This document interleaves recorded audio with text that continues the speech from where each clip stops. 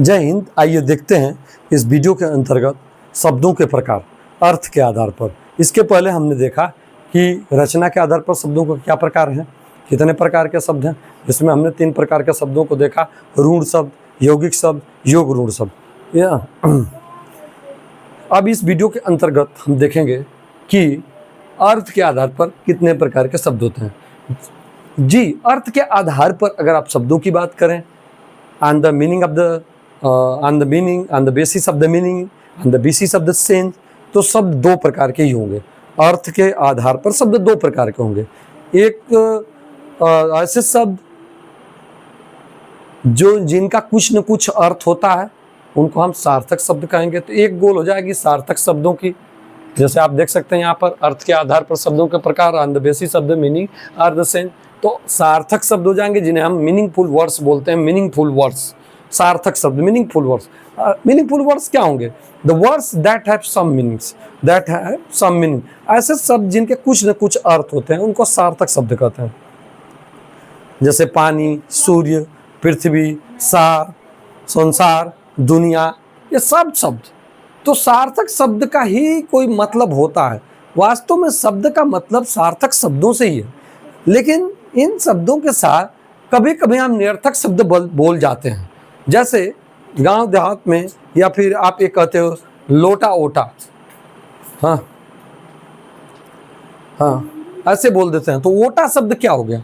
लोटा शब्द तो सार्थक शब्द है, because it is name of A utensil, एक प्रकार के बर्तन का नाम है। ओटा क्या उसमें आ गया?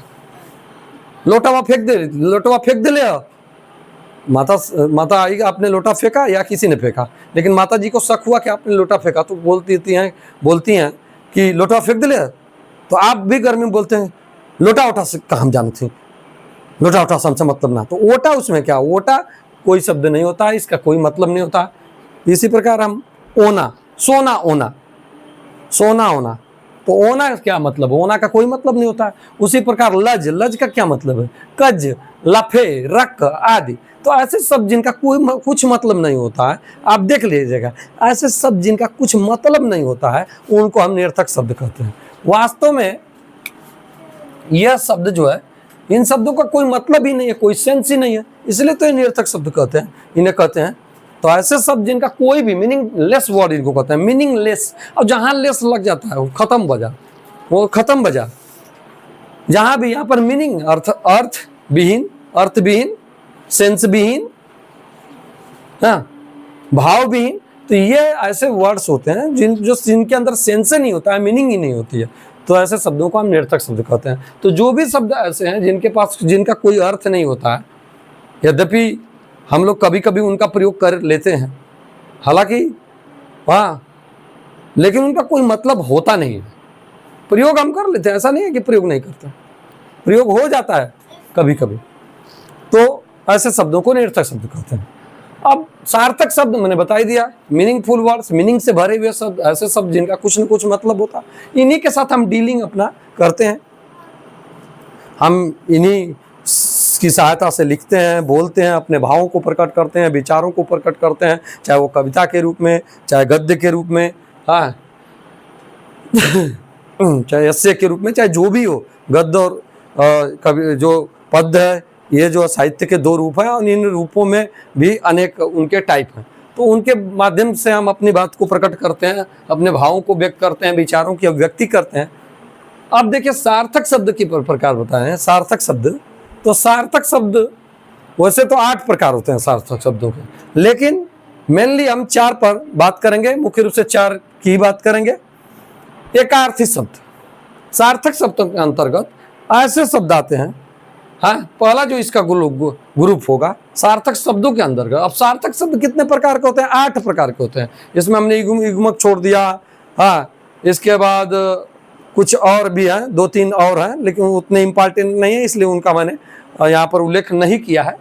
युग्मक मीन्स जो जोड़े में, जैसे सुख दुख आपने देखा होगा जोड़े में, हाँ, ये प्रयोग होते हैं। दिन रात जोड़े में प्रयोग होते हैं, तो इनको युग्मक शब्द। युग्मक आप देखेंगे कि दिन और रात जब ये प्रयोग होते हैं तो ऐसे लिख दिया जाता है, इसका मतलब दिन और रात, तो ऐसे लिखा जाता है। तो इसको मैंने छोड़ दिया, जो मेन है उनको हम देख लें। सार्थक शब्दों के अंतर्गत शब्दों का पहला जो प्रकार है एकार्थी शब्द। एकार्थी शब्द किसे कहते हैं? ऐसे शब्द जिनके केवल एक ही अर्थ होते हैं, the words that have only one sense और मीनिंग इज कॉल्ड एकार्थी शब्द, जिन्हें हम मोनोसेमिक वर्ड्स कहते हैं। मोनो का मतलब होता है एक, तो मोनोसेमिक वर्ड्स का मतलब ऐसे शब्द जिनका केवल एक अर्थ होता है, जैसे सूर्य, चांद, पेड़, कुर्सी, जल, पृथ्वी, गंगा, हिमालय, ये सब एक ही अर्थ वाले शब्द हैं। इनका सूर्य से मतलब एक ही मतलब, वही जो सूरज आप देखते हैं, जो कि आप देखते हैं कि प्रभात के समय सूरज पूरा पूर्व की ओर दिखाई देता है, it rises in the east, in the morning, it sets in the west in the evening, और ये शाम के वक्त जो है पश्चिम में डूबता है, जो आपको प्रतीत होता है। फिर चांद का मतलब वही सैटेलाइट जो सूर्य पृथ्वी, हमारी पृथ्वी माता का सैटेलाइट एक है। पेड़, जल, इनके सब के एक ही अर्थ है। तो ऐसे शब्द जिनके एक ही अर्थ होते हैं वो एकार्थी शब्द हो जाएंगे, इसमें तो कोई डाउट है नहीं। फिर अगले चलते हैं अनेकार्थी शब्द, पोलोसेमिक वर्ड्स। मोनोसेमिक का हो जाएगा पोलोसेमिक, इनके उल्टे एकार्थी का हो जाएगा अनेकार्थी शब्द। ऐसे शब्द जिनके एक से अधिक मतलब होते हैं, एक से अधिक मतलब होते हैं, तो ऐसे शब्दों को हम अनेकार्थी शब्द कहते हैं। जैसे अंबर, अंबर मीन्स क्या होता है? अंबर मीन्स आकाश भी होता है और अंबर मीन्स कपड़ा भी होता है। देखिए, इस शब्द अंबर का दो मतलब हो गया, अंबर मीन्स आकाश और अंबर मीन्स कपड़ा। इसी तरह ये पत्र है, त्र है, ये देख लीजिएगा त्र है। पत्र शब्द के दो मतलब हो गए। एक तो पत्र आपका जो चिट्ठी हो गई, जो पहले के जमाने में चिट्ठी का बहुत प्रयोग होता था। हाँ, कोई भी बात हम किसी को भी चिट्ठी के माध्यम से, चाहे वो माता पिता हो, चाहे बेटा पिता को लिख रहा हो, चाहे बेटी लिख रही हो, चाहे पिता हो, चाहे दादा हो, सब लोग जो है जो कम्युनिकेशन करते थे, जब दूर वो रहते थे तो पत्रों के माध्यम से करते थे। आज ये जमाना खत्म हो गया। ये जमाना जब से ये आपका एंड्रॉयड सेट आ गया, चाहे मोबाइल आ गई, तब से ये जमाना खत्म हो गया। तुरंत उठाया, रिंग डायल किया, तुरंत बात हो जाएगी, वीडियो कॉलिंग हो जाएगी, अपने आप तुरंत देख भी लेंगे कि हमारा लड़का या नाती या दादा सही है कि नहीं, सब। तो ये पत्र है। हाँ, एक पत्र इसके दो अर्थ हो गए, एक तो पत्र वो चिट्ठी वाले है, एक पत्र जो है आपका पत्ता। फल दो प्रकार के, देखिए, एक फल उसकी भी बात करेंगे जो पेड़ों का फल होता है, पेड़ पौधों का फल होता है, और एक फल जो आप मेहनत का फल होता है, मेहनत का फल या किसी कार्य का जो परिणाम होता है उसको भी हम फल कहते हैं। या हरी दो शब्द भी, हरी एक विष्णु के लिए आता है, और हरी शब्द जो है अगर आप देखें तो ग्रीन, हरिया, हरे रंग के लिए आता है। मधु का मतलब शहद होता है, और मधु का मतलब मीठा भी होता है। इसी तरह उत्तर का मतलब एक दिशा, उत्तर दिशा के लिए भी यूज होता है ये शब्द। और यह शब्द जो है उत्तर, जो आप प्रश्न कोई पूछता है तो जब उसका आप जवाब देते हैं तो उसको भी उत्तर कहते हैं। इसी प्रकार जड़ है, इसी प्रकार कर है। कर, तो दो प्रकार के कर की बात करेंगे। कर शब्द, इसके पास जड़, एक पेड़ों की जड़, और एक जड़ मैंने मूर्ख भी कहते हैं। तो जड़ का मतलब एकदम जड़ है, बेकार है, तो उसको कहते हैं मूर्ख है, बेकार। हाँ, जड़ जैसे जमीन में बैठी रहती है, एकदम हिलती उलती नहीं है, उसी तरह जड़ जो होता है, मूर्ख आदमी का भी दिमाग एकदम हिलता नहीं, कुछ सोच ही नहीं पाता बेचारा है, इसीलिए इसका जड़ बोला गया होगा। मैं तो यही सोचता हूँ। देखिए, कर का मतलब होता है, कर भी दो शब्द, दो अर्थ लगभग धारण कर रहा है। ये it is also possessing two senses. First one is कर का मतलब टैक्स, जो आप टैक्स अदा करते हो या जनता द्वारा जो टैक्स दिया जाता है, और कर का मतलब हाथ भी होता है। तो इस तरह देखिए, ये सारे शब्द जितने मैंने, बहुत से शब्द ऐसे हैं जिनके एक से अधिक सेंस है। तो इन शब्दों को हम किस में डाल देंगे? अनेकार्थी शब्द में डालेंगे। तो अनेकार्थी शब्द ऐसे शब्द होते हैं जिनको हम जो बोलते हैं पॉलीसेमिक वर्ड्स। तो पॉलीसेमिक वर्ड्स ऐसे वर्ड्स होते हैं जिनके एक से अधिक अर्थ होते हैं। और एकार्थी शब्द जिसे मोनोसेमिक वर्ड्स कहते हैं, वे तो भाई एक ही अर्थ रखेंगे ना। आइए चलते हैं तीसरे पर, विपरीतार्थी शब्द। आप अवेयर हैं इस चीज से? विपरीतार्थी शब्द मतलब ऐसे शब्द जिनका विपरीत अर्थ होता है, जिनको हम अंग्रेजी में एंटोनिम्स और अपोजिट्स बोलते हैं, अपोजिट वर्ड्स। तो एंटोनिम्स बोल देंगे तो विपरीतार्थी शब्द जैसे काला का सफेद, आकाश का पाताल, अच्छा का बुरा, अपना का पराया, अनुज का अग्रज, ये सब क्या है? विपरीतार्थी शब्द। अनुज मीन्स छोटा, अग्रज मीन्स बड़ा, काला का सफेद, अच्छा का बुरा, ये सब हो गया। आकाश का पता, ऊपर का नीचे, देखिए मोटा का पतला, ये सब जो विपरीतार्थी शब्द हो गए।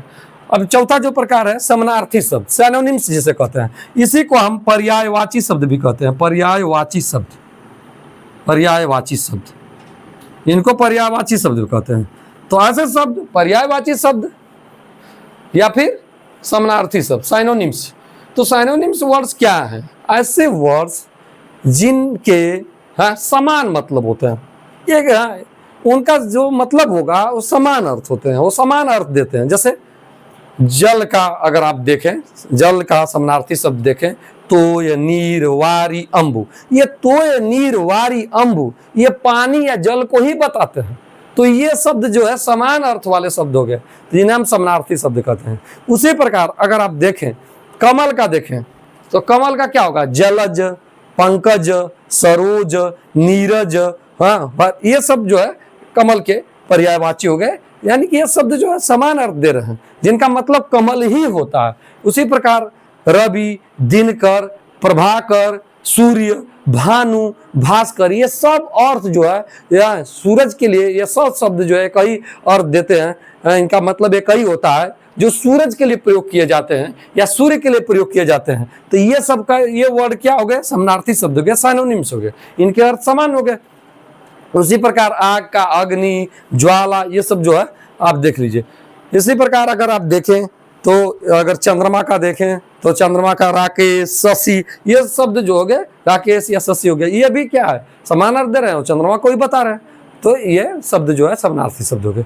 तो अर्थ के आधार पर शब्दों के जो मुख्य रूप से 4 ही प्रकार होते हैं। एकार्थी शब्द ऐसे शब्द जिनके एक ही अर्थ हो, एकार्थी शब्द कहलाते हैं। तो सूर्य, चंद्रमा, पृथ्वी, कुर्सी ये सब जो है एक ही अर्थ धारण कर रहे हैं, तो इसलिए एकार्थी शब्द आ गए। अनेकार्थी शब्द ऐसे शब्द जिनके अनेक अर्थ होते हैं, अर्थात एक से अधिक अर्थ होते हैं, अनेकार्थी शब्द हो गए। आपको हमने उदाहरण लिख दिया। जैसे अगर आप देखें अनेकार्थी शब्द में सार, सार का मतलब संक्षेप होता है, सार का मतलब एक रिश्ता में भी सार होता है। हाँ, जैसे आपकी बहन, आपकी जो पत्नी है उनका जो भाई होगा आपका सार होगा, या आपकी हमारी बहन है उनका जो मतलब हम जो है, जैसे हमारे मान लीजिए जीजा तो उनके हम साले हो तो उनको भी सार कर देते हैं। तो इसी तरह विपरीतार्थी शब्द अगर आप देखें तो विपरीत अर्थ वाले एंटोनिम्स हो गए, और ये समानार्थी शब्द समान अर्थ देने वाले शब्द हो गए।